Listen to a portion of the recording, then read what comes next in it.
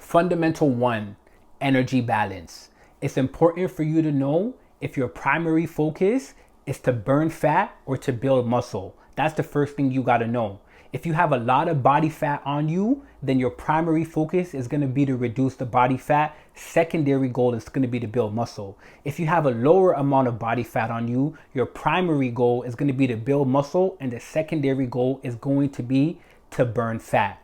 Once you know what your primary and secondary goal is, then you can figure out what type of deficit or what maintenance or what surplus you should be eating at. If you have a higher percent of body fat, you're gonna eat at about negative 500 calories. If you have lower percent of body fat, you're either gonna eat at negative 250 or you're gonna remain at your maintenance. It's all different for every individual, okay? If there's not a lot of body fat, like I said, you're gonna eat at maintenance.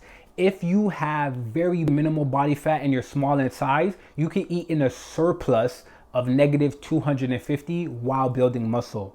That's the first step. Now, it's crucial and important that you know your deficit or your maintenance or your surplus, and it's specific and customized to your specific physique in order for you to see results.